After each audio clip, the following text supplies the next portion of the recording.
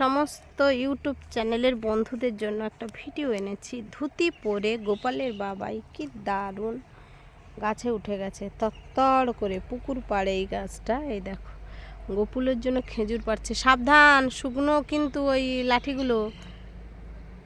খেজুর কাটার চারিদিকে এই দেখো কিভাবে খেজুর পাচ্ছে।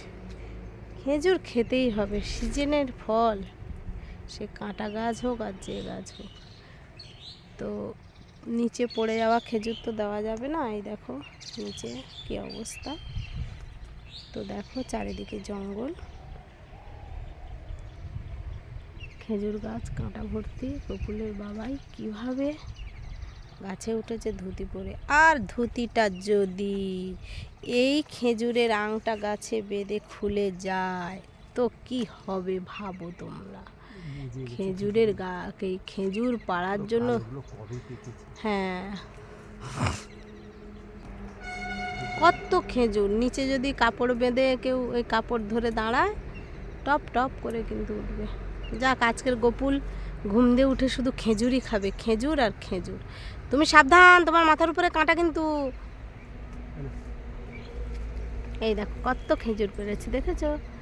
নামছে, এই দেখো কিভাবে নামছে, দেখো এই দেখো ধুতি পরে নামছে নামছে, নেমে এলো, ব্যাস নেমে এলো।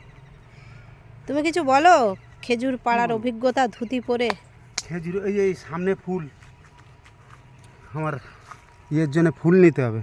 পিছিয়ে যাও, ধরে দাঁড়িয়ে আছি। ফুল নেবে তো? কিসে নেব, প্যাকেট এনেছো? আবার বুড়ো শিবের জন্য ফুলও তুলে নিচ্ছে, দেখেছো? সাদা আকন্দ খুব ভালো। এই খেজুরের এতে নিয়ে নাও নাকি? না না, এটা আঠা আছে না। চলো চলো, তো আজকের এই পর্যন্ত থাকলো। পরের ভিডিও আবার দেখা হবে। সবাই ভালো। প্রচুর খেজুর।